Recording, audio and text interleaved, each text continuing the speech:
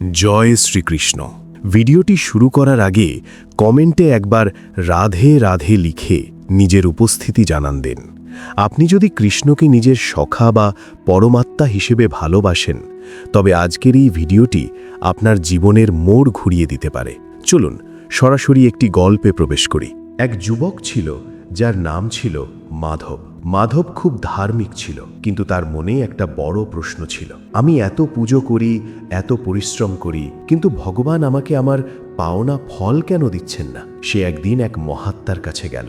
মহাত্মা তাকে বললেন, মাধব, সামনের ওই পাহাড়ের ওপর একটা বিশাল পাথর আছে। তুমি প্রতিদিন গিয়ে সেই পাথরটাকে ধাক্কা দেবে, এটাই তোমার সাধনা। মাধব টানা 1 বছর সেই পাথরটাকে ধাক্কা দিল, কিন্তু পাথরটা 1 ইঞ্চিও নড়ল না।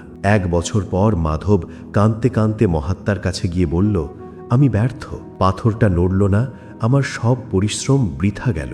মহাত্মা হাসলেন এবং বললেন, মাধব, তোমার কাজ ছিল পাথরটাকে ধাক্কা দেওয়া, সরানো নয়। এই 1 বছরে তোমার হাত পা কতটা শক্তিশালী হয়েছে দেখেছ? তোমার ধৈর্য কতটা বেড়েছে লক্ষ্য করেছ? পাথর সরেনি ঠিকই, কিন্তু পাথর সরাতে গিয়ে তুমি নিজেকে এক শক্তিশালী মানুষে রূপান্তরিত করে ফেলেছ। এটাই হলো নিষ্কাম কর্ম। আমরা ফলের আশায় কাজ করি বলে ভেতরের পরিবর্তনটা দেখতে পাই না। বন্ধুরা, আমরা যখনই কোনো কাজ করি, আমাদের মন চলে যায় ভবিষ্যতে। চাকরিটা পেলে কি হবে, এই ভবিষ্যতের চিন্তা আমাদের বর্তমান কর্মের শক্তি কমিয়ে দেয়। আসুন শ্রীকৃষ্ণের সমসাময়িক একটি পরিস্থিতির কথা ভাবি। কুরুক্ষেত্রের যুদ্ধে অর্জুন যখন দেখলেন সামনে তার গুরুজন এবং আত্মীয়রা দাঁড়িয়ে, তখন তার হাত থেকে গাণ্ডীব ধনুক খসে পড়ল। অর্জুন যুদ্ধের পরিণাম নিয়ে ভাবছিলেন, মারলে পাপ হবে, মরলে স্বর্গ হবে, রাজ্য পেলে কি হবে? কৃষ্ণ তখন হেসে বললেন, অর্জুন, তুমি ফলের মালিক নও, তুমি কেবল মুহূর্তের মালিক। এখানে একটি ছোট্ট আধুনিক গল্পের কথা ভাবুন। একজন ছাত্র সারা রাত জেগে পড়াশোনা করল কেবল এই ভয়ে যে সে যদি প্রথম না হয় তবে তার বাবা তাকে বকবেন। পরীক্ষার হলে গিয়ে সেই ভয়েই সে সব ভুলে গেল। অন্যদিকে আরেকজন ছাত্র পড়াশোনা করল বিষয়টিকে জানার আনন্দে। তার কাছে পরীক্ষাটা ছিল কেবল একটি পদ্ধতি। ফল কি হলো? যে ভয়ে ছিল সে পিছিয়ে পড়ল, আর যে আনন্দের সাথে কাজ করল সে সফল হলো। কারণ প্রথমজন ফলকে আঁকড়ে ধরেছিল, আর দ্বিতীয়জন কর্মকে ভালোবেসেছিল। নিষ্কাম কর্ম মানে কাজ ছেড়ে দেওয়া নয়, বরং কাজকে এমনভাবে করা যাতে সেই কাজের ফল আপনাকে মানসিক অশান্তিতে না ফেলে। কৃষ্ণ গীতায় বলেছেন, কর্মণ্যে বাধিকারস্তে মা ফলেষু কদাচনা। এর অর্থ হলো, তোমার অধিকার শুধু কাজে, ফলে নয়। অনেকে প্রশ্ন করেন, ফল না চাইলে আমি কাজ করার উৎসাহ কোথা থেকে পাবো? এর উত্তর হলো প্রেম। একজন মা যখন তার সন্তানের সেবা করেন, তিনি কি ভাবেন যে 20 বছর পর সন্তান তাকে টাকা দেবে? না, তিনি বর্তমানের ভালোবাসা থেকে কাজ করেন। যখন আপনি আপনার ইউটিউব চ্যানেল বা আপনার পেশাকে ওই মায়ের মতো ভালোবাসবেন, তখন ভিউ বা টাকা না আসলেও আপনি কাজ থামাবেন না। আর এই না থামাটাই আপনাকে একদিন শ্রেষ্ঠ করে তুলবে। বন্ধুরা, আমাদের মধ্যে অনেকেরই একটা ভুল ধারণা আছে যে নিষ্কাম কর্ম বোধহয় শুধু সন্ন্যাসীদের জন্য। আমরা ভাবি সংসার করলে, ব্যবসা করলে বা ইউটিউব চালালে বোধহয় ফলের আশা ত্যাগ করা সম্ভব নয়। কিন্তু আজ আমি আপনাদের শোনাবো রাজা জনকের গল্প, যাকে স্বয়ং শ্রীকৃষ্ণ এবং বড় বড় ঋষিরা বিদেহী বা জীবন মুক্ত বলতেন। একবার এক যুবক সন্ন্যাসী মনে মনে ভাবলেন, আমি ঘরবাড়ি ছেড়ে বনে এসে সাধনা করছি, আর রাজা জনক রাজপ্রাসাদে থেকে ভোগ বিলাসের মধ্যে থেকে কিভাবে একজন মহাত্মা হতে পারেন? নিশ্চয়ই এর মধ্যে কোনো কারসাজি আছে। তিনি রাজা জনকের সভায় গিয়ে তার মনের সন্দেহ প্রকাশ করলেন। রাজা জনক হাসলেন এবং বললেন, তোমার প্রশ্নের উত্তর আমি দেব, তবে তার আগে তোমাকে একটা ছোট্ট পরীক্ষা দিতে হবে। রাজা জনক সেই সন্ন্যাসীর হাতে একটা কানায় কানায় তেল ভরা বাটি দিলেন। তারপর বললেন, তুমি এই তেলের বাটিটি হাতে নিয়ে আমার পুরো রাজপ্রাসাদ ঘুরে দেখবে, কিন্তু মনে রাখবে, যদি 1 ফোঁটা তেলও নিচে পড়ে তবে আমার প্রহরীরা তোমার মাথা কেটে ফেলবে। সন্ন্যাসী ভয়ে কাঁপতে কাঁপতে বাটিটি নিলেন। তিনি রাজপ্রাসাদের প্রতিটি কক্ষ, হীরা জহরত, নর্তকীদের নাচ, সুন্দর বাগান সবকিছুর মাঝখান দিয়ে হেঁটে গেলেন। কিছুক্ষণ পর তিনি রাজা জনকের কাছে ফিরে এলেন। 1 ফোঁটা তেলও নিচে পড়েনি। রাজা জনক জিজ্ঞেস করলেন, হে সন্ন্যাসী, আমার রাজপ্রাসাদ কেমন দেখলে? আমার ধন সম্পদ, সুন্দর কারুকাজ তোমার কেমন লাগলো? সন্ন্যাসী অবাক হয়ে বললেন, মহারাজ, আমি তো কিছুই দেখতে পাইনি। আমার পুরো মন তো ওই তেলের বাটির উপর ছিল, যাতে এক ফোঁটা তেলও না পড়ে। আমার মৃত্যু ভয় আমাকে অন্য কিছু দেখতেই দেয়নি। তখন রাজা জনক মুচকি হেসে বললেন, ঠিক এইভাবেই আমি সংসার করি। এই রাজপ্রাসাদ, এই রাজ্য, এই ঐশ্বর্য সবই ওই সুন্দর প্রাসাদের মতো যা তুমি দেখলে। কিন্তু আমার মনটা পড়ে থাকে সেই পরমাত্মার উপর, যেমন তোমার মন ছিল ওই তেলের বাটির ওপর। এই গল্পটি থেকে আমরা কি শিখলাম? রাজা জনক আমাদের শেখালেন যে আপনি কোথায় আছেন সেটা বড় কথা নয়, আপনার মন কোথায় আছে সেটাই আসল। সংসারে থেকেও নির্লিপ্ত থাকা। রাজা জনক রাজ্য চালাতেন, প্রজাদের বিচার করতেন, কিন্তু তিনি জানতেন এই রাজ্য তার নয়, এটি ঈশ্বরের দেওয়া একটি দায়িত্ব। তিনি কেবল একজন কেয়ারটেকার বা তত্ত্বাবধায়ক। মানসিক স্থিরতা। তেলের বাটি হাতে সন্ন্যাসী যেমন চারপাশের চাকচিক্য দেখেও বিচলিত হননি। আমাদেরও লক্ষ্য স্থির রাখতে হবে। ফলের দুশ্চিন্তা হলো সেই চাকচিক্য যা আমাদের লক্ষ্য থেকে বিচ্যুত করে। বন্ধুরা, আপনারা কি জানেন, কুরুক্ষেত্রের যুদ্ধের পর যুধিষ্ঠিরও যখন রাজসিংহাসনে বসতে দ্বিধাবোধ করছিলেন, তখন শ্রীকৃষ্ণ এই রাজা জনকের উদাহরণই দিয়েছিলেন। শ্রীকৃষ্ণ বলেছিলেন, সিংহাসনে বসাটা পাপ নয়, সিংহাসনের প্রতি মোহ রাখাটা পাপ। বন্ধুরা, যদি এই গল্পটি আপনার ভালো লেগে থাকে তাহলে এখনই ভিডিওটিতে একটি লাইক দিন। আর মনে রাখবেন, সেই মহাসমুদ্রের গভীরে যাচ্ছি, যেখানে আপনি খুঁজে পাবেন আপনার জীবনের সব সমস্যার সমাধান। বন্ধুরা, আমরা অনেক সময় ভাবি, আমি তো খুব ছোট কাজ করি, আমার আবার নিষ্কাম কর্ম কি? কিন্তু মনে রাখবেন, শ্রীকৃষ্ণের কাছে কোনো কাজই ছোট নয়। এক গ্রামে এক কাঠুরিয়া বাস করত। তার নাম ছিল বিমল। বিমল প্রতিদিন পাহাড়ে যেত কাঠ কাটতে। সে ছিল পরম কৃষ্ণ ভক্ত। কাঠ কাটার সময় সে সব সময় গুনগুন করে গান গাইত, হে কৃষ্ণ, যা করছি সব তোমারই সেবা। একবার এক ধনী বণিক সেই পথ দিয়ে যাচ্ছিল। সে দেখল বিমল জরাজীর্ণ পোশাকে ঘাম ঝরিয়ে কাঠ কাটছে, কিন্তু তার মুখে এক অদ্ভুত স্বর্গীয় হাসি। বণিক অবাক হয়ে জিজ্ঞেস করল, হে কাঠুরিয়া, তুমি সারাদিন এত পরিশ্রম করো, খুব সামান্যই টাকা পাও, তাও তোমার মুখে এত হাসি কেন? তুমি কি জীবনের কাছে আর কিছু আশা করো না? বিমল কুঠারটা নামিয়ে রেখে শান্ত গলায় বলল, শেঠজি, আমি যখন কাঠ কাটি আমি ভাবি না যে এটা আমি টাকার জন্য করছি। আমি ভাবি এই কাঠ দিয়ে কারো ঘরের উনুন জ্বলবে, কারো অন্ন হবে। আমি তো কেবল কৃষ্ণের দেওয়া একটি দায়িত্ব পালন করছি। ফল কি আসবে তা নিয়ে ভেবে আমি আমার আজকের আনন্দ কেন নষ্ট করব? বণিক তাকে পরীক্ষা করার জন্য বলল, আচ্ছা, যদি কাল থেকে তোমার সব কাঠ কেউ না কেনে, তখন তো তুমি না খেয়ে মরবে, তখন কি এই হাসি থাকবে? বিমল উত্তর দিল, শেঠজি, ফল দেওয়ার মালিক আমি নই, বীজ বপন করা আমার কাজ, কিন্তু সেই বীজ থেকে গাছ হবে কিনা তা প্রকৃতির হাতে। যদি কাল কাঠ বিক্রি না হয়, বুঝব কৃষ্ণ আমাকে অন্য কোনো কাজে লাগাতে চান। আমার কাজ হলো শুধু কুঠার চালানো, বাকিটা তার ইচ্ছা। বিমলের এই কথাটিই হলো গীতার সেই মূল দর্শন। আমরা যখন ভিডিও বানাই বা কোনো চাকরি করি, আমরা সব সময় ভবিষ্যতের ভয়ের কথা চিন্তা করি। যদি আমি ফেল করি, যদি আমার ব্যবসা ডুবে যায়। বিমল আমাদের শেখাচ্ছে, ভয় আসে ফলের আসক্তি থেকে। আপনি যদি আপনার কাজকে সেবা হিসেবে দেখেন, তবে ভয় আপনাকে স্পর্শ করতে পারবে না। কিন্তু বন্ধুরা, গল্পের টুইস্ট কিন্তু এখনও বাকি। বিমলের এই নিঃস্বার্থ কর্মের ফল কিন্তু সে পেয়েছিল, তবে সেভাবে নয় যেভাবে আমরা ভাবি।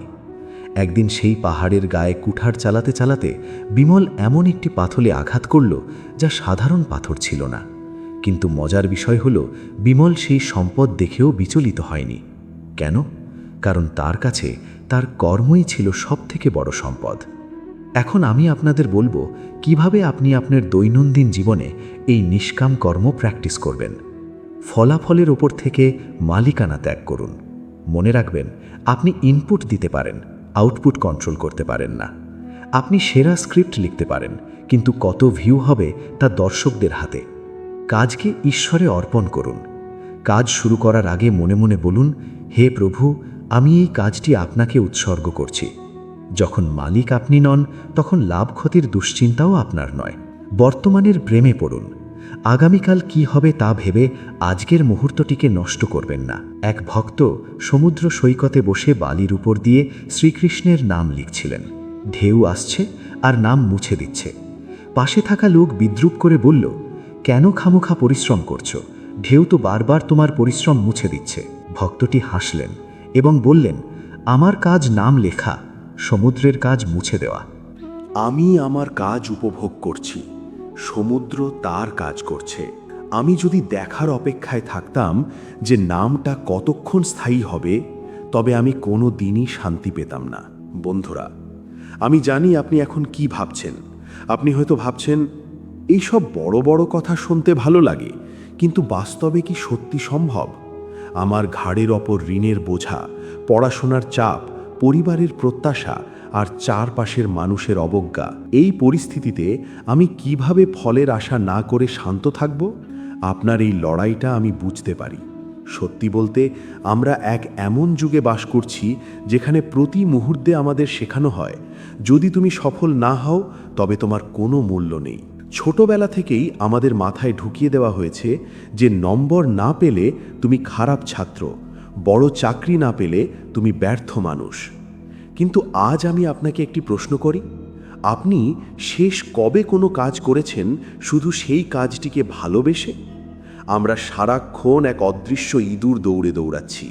ফলাফল কি হচ্ছে? আমাদের হাতে দামি ফোন আছে, কিন্তু মনে শান্তি নেই। আমাদের ফেসবুক, ইনস্টাগ্রামে হাজার হাজার লাইক আছে, কিন্তু একাকিত্ব আমাদের কুড়ে কুড়ে খাচ্ছে। কেন জানেন? কারণ আমরা আমাদের জীবনের লাগামটা ফলের হাতে দিয়ে দিয়েছি। ফল ভালো হলে আমরা হাসি, ফল খারাপ হলে আমরা ভেঙে পড়ি। তার মানে আপনার সুখের চাবিকাঠি আপনার হাতে নেই, আছে পরিস্থিতির হাতে। শ্রীকৃষ্ণ গীতাতে এটাই বারবার বলতে চেয়েছেন যে নিজের সুখের চাবিকাঠি অন্য কাউকে বা পরিস্থিতির হাতে দিও না।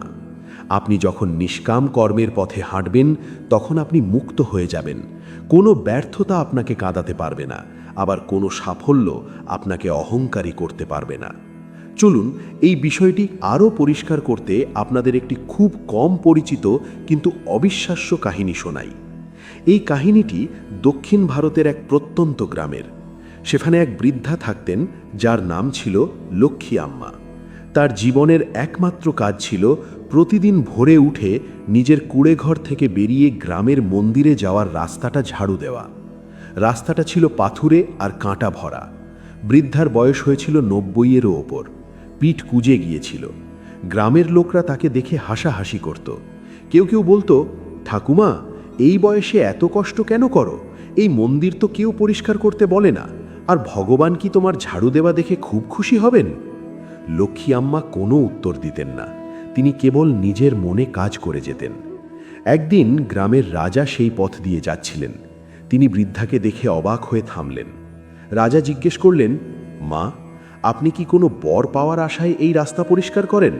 আমি আপনাকে মোহর দিতে পারি, আপনার থাকার ব্যবস্থা করে দিতে পারি। বৃদ্ধা রাজার দিকে তাকিয়ে এক অদ্ভুত হাসি দিলেন। তিনি বললেন, মহারাজ, আমি মোহরের জন্য নয়, কিংবা স্বর্গে যাবার জন্য এটা করছি না। আমি শুধু ভাবি, যদি এই পথে আজ শ্রীকৃষ্ণ হেঁটে আসেন, তবে যেন তার পায়ে একটা কাঁটাও না ফোটে। আমি জানি না তিনি আসবেন কিনা, কিন্তু রাস্তাটা পরিষ্কার রাখা আমার পরম আনন্দ। বন্ধুরা, এটাই হলো সেই গোপন সূত্র। বৃদ্ধা জানতেন না কৃষ্ণ আসবেন কিনা, কিন্তু তিনি কাজটা করছেন গভীর প্রেম থেকে, অর্থাৎ কর্ম। লোককথা অনুযায়ী সেই দিন গভীর রাতে গ্রামবাসী এক অদ্ভুত জ্যোতি দেখেছিল সেই পথে। সেই জরাজীর্ণ পথটি নাকি সেদিন স্বর্গের মতো উজ্জ্বল হয়ে উঠেছিল। শ্রীকৃষ্ণ কিন্তু সেই বৃদ্ধার কাছে গিয়েছিলেন মোহর বা রাজপ্রাসাদ হয়ে নয়, বরং তার অন্তরের পরম শান্তি হয়ে। এবার আমি আপনাদের একটি ছোট্ট টাস্ক দেব। আজ থেকে পরবর্তী 7 দিন আপনি প্রতিদিন এমন একটি কাজ করবেন যেখান থেকে আপনি কোনো প্রতিদান আশা করবেন না। হতে পারে সেটা কোনো ক্ষুধার্ত প্রাণীকে খাওয়ানো, কাউকে নিঃস্বার্থভাবে সাহায্য করা, কিংবা নিজের কোনো কাজকে শুধু কর্তব্য হিসেবে নিখুঁতভাবে করা। তারপর দেখুন আপনার মনের ভেতরটা কতটা হালকা হয়ে যায়। যদি আপনি এই চ্যালেঞ্জটি নিতে প্রস্তুত থাকেন তবে কমেন্টে এখনই লিখুন আমি প্রস্তুত। আর অবশ্যই জয় শ্রীকৃষ্ণ বলতে ভুলবেন না। বন্ধুরা, আপনারা হয়তো ভাবছেন শ্রীকৃষ্ণ তো 5000 বছর আগে এই কথাগুলো বলে গেছেন, কিন্তু আধুনিক বিজ্ঞান এই ব্যাপারে কি বলে?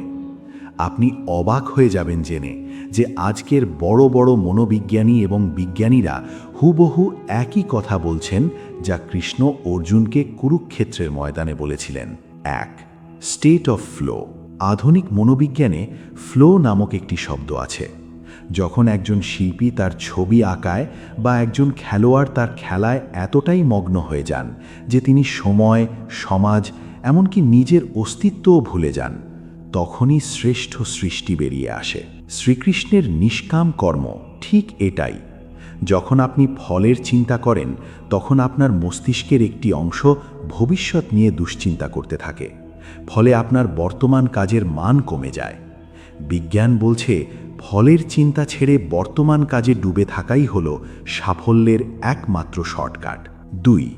Energy conservation. আমাদের মস্তিষ্কের শক্তি সীমিত। আপনি যদি 50% শক্তি কাজে লাগান আর 50% শক্তি কি হবে সেই দুশ্চিন্তায় খরচ করেন, তবে আপনি কখনোই 100% সফল হতে পারবেন না। কৃষ্ণ বলেছিলেন যোগাসু কর্মাসু কৌশলম, অর্থাৎ কর্মে কুশলতাই হলো যোগ। আপনার সবটুকু এনার্জি যখন একমুখী হয় তখন অসম্ভবও সম্ভব হয়। 3. কোয়ান্টাম ফিজিক্স ও সম্ভাবনা। বিজ্ঞান বলছে আমরা শুধু চেষ্টা করতে পারি, কিন্তু নিশ্চয়তা আমাদের হাতে নেই। কৃষ্ণও ঠিক এটাই বলেছিলেন, তোমার অধিকার শুধু চেষ্টায়, পরিণাম প্রকৃতির হাতে। ভিডিওর শেষে আপনাদের একটি ছোট্ট রূপক গল্প বলি। এক চিত্রশিল্পী একটি অসাধারণ ছবি আঁকলেন। রাজা তাকে অনেক ধন সম্পদ দিলেন, কিন্তু শিল্পী সেই সম্পদ নিলেন না। তিনি বললেন, মহারাজ, ছবিটা যখন আমি আঁকছিলাম তখন যে আনন্দ আমি পেয়েছি সেই আনন্দই আমার সবচেয়ে বড় পুরস্কার। আপনার দেওয়া সোনা দানা সেই আনন্দের কাছে তুচ্ছ। বন্ধুরা, জীবনটাও ঠিক এই ক্যানভাসের মতো। আমরা ফলের ভিখারি হতে আসিনি, আমরা এসেছি আমাদের কর্মের মাধ্যমে পৃথিবীকে সুন্দর করতে। আপনি যখন ফল পাওয়ার নেশা ছেড়ে কাজ করার আনন্দকে খুঁজে পাবেন, তখনই আপনি প্রকৃত বিদেহী বা নিষ্কাম কর্মী হয়ে উঠবেন। আজকের এই দীর্ঘ আলোচনায় আমরা বুঝলাম যে ফল আশা না করা মানে হাত পা গুটিয়ে বসে থাকা নয়, বরং ফলের দুশ্চিন্তা থেকে মুক্ত হয়ে আরও দ্বিগুণ শক্তিতে কাজ করা। শ্রীকৃষ্ণ আমাদের অলস হতে বলেননি, তিনি আমাদের যোদ্ধা হতে বলেছেন। এমন এক যোদ্ধা যাকে হার জিতের ভয় কাবু করতে পারে না। মনে রাখবেন, আপনি আপনার জীবনের রথ নিজেই চালাচ্ছেন না, আপনার সারথি স্বয়ং শ্রীকৃষ্ণ। শুধু একবার তার উপর বিশ্বাস রেখে দেখুন, দেখবেন জীবনটা কত সহজ হয়ে গেছে। যাওয়ার আগে আবারও বলছি, যদি আপনি কৃষ্ণকে সত্যি বিশ্বাস করেন তবে কমেন্টে রাধে রাধে লিখুন এবং আপনার মনের কোনো একটি দুশ্চিন্তা আজ শ্রীকৃষ্ণের চরণে অর্পণ করে দিন। ভিডিওটি ভালো লাগলে লাইক করুন এবং আপনার প্রিয়জনদের সাথে শেয়ার করে এই পবিত্র জ্ঞান ছড়িয়ে দিন। ভালো থাকুন, সুস্থ থাকুন আর সব সময় শ্রীকৃষ্ণের সেই অমর বাণী মনে রাখুন, কাজ করে যান, ফল নিজে আসবে। জয় শ্রীকৃষ্ণ। রাধে রাধে।